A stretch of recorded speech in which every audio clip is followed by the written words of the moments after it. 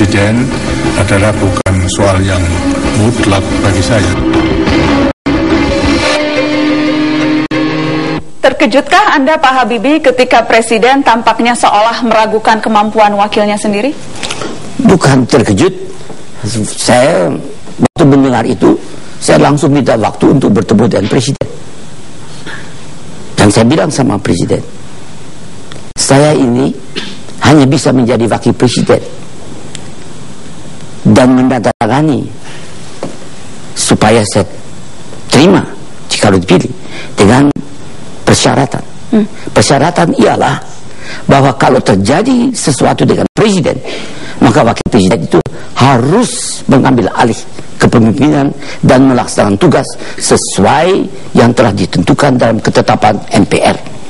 Dan berarti kalau Bapak mengatakan saya tidak mampu, kenapa Bapak menyetujui saya menjadi wakil presiden? Itu tidak konsekuen. Jangan begitu, Pak. Saya sampaikan, karena jangan lupakan, saya dengan Pak Harto itu dekat sekali. Saya biasa kalau berdebat dengan Pak Harto bilang apa adanya. Apa komentar Pak Harto ketika Anda marah demikian? Dia ngerti saya, dia diem. Jadi, jangan begitu, Pak. Ada berbagai analisa, Pak Habibie. Setelah Anda kemudian tidak menjadi presiden, ada banyak sekali buku yang ditulis. Terutama juga buku yang spesifik menulis soal menganalisa hubungan Presiden Soeharto dengan Presiden B.J. Habibie. Salah satu analisanya adalah ketika itu sesungguhnya Pak Harto menginginkan Pak Habibie juga ikut mundur bersama dirinya.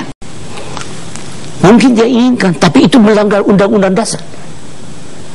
Karena saya menandatangani di depan wakil-wakil rakyat di MPR, disaksikan juga oleh Presiden terpilih, bahwa jika terjadi sesuatu dengan presiden, maka saya berkewajiban untuk mengambil alih kepemimpinan dan melanjutkan kepemimpinan itu sesuai dengan keinginan rakyat yang telah ditentukan dalam ketetapan-ketetapan MPR.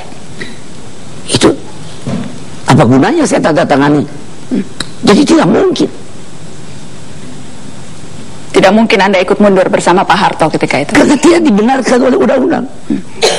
Keraguan-keraguan yang tadi, satu pertama keraguan dari Presiden Soeharto, tapi juga banyak keraguan yang muncul dari berbagai kalangan. Waktu itu militer ragu, mahasiswa marah, banyak kalangan meragukan kemampuan B.J. Habibie untuk memimpin. Katanya B.J. Habibie itu bukan politisi, dia teknokrat yang hanya jago buat pesawat, tidak tahu apa-apa soal memimpin negeri.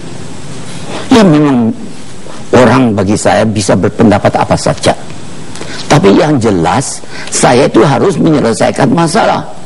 Masalah yang saya hadapi ialah kalau saya mengambil kebijakan salah, Indonesia bisa bubar. Kenapa orang banyak menganalisa ini, Pak Habibie? Karena tampaknya masih misterius hubungan antara Presiden Soeharto dengan Presiden Habibie, antara Presiden kedua dengan Presiden ketiga masih misterius hubungannya, karena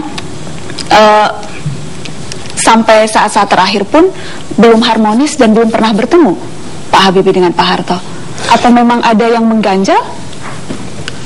Saya penghabisan berbicara dengan Pak Harto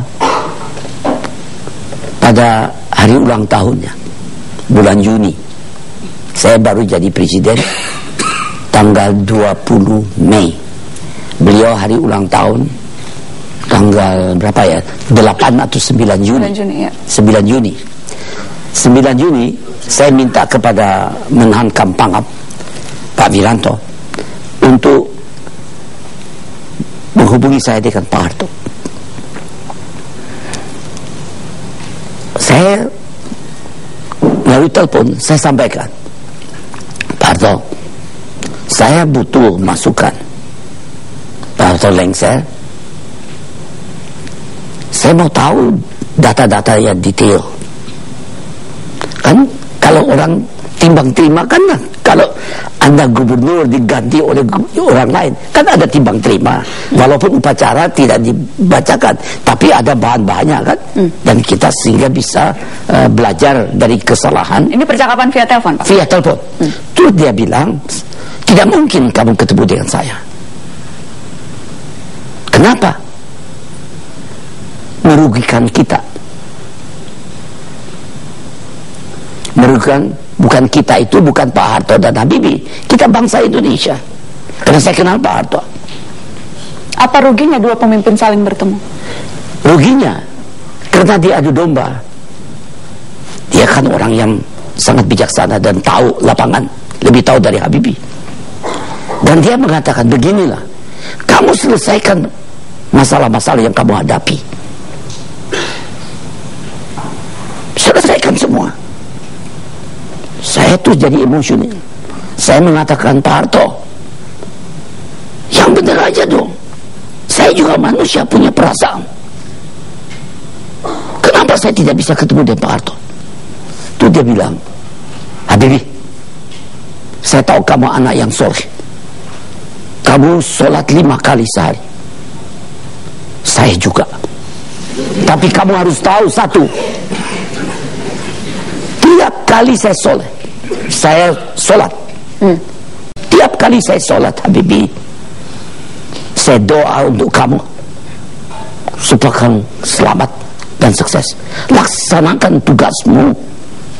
Terus dia, terima kasih Pak, saya letakkan itu, saya nangis, yang saya Ainun lihat semua.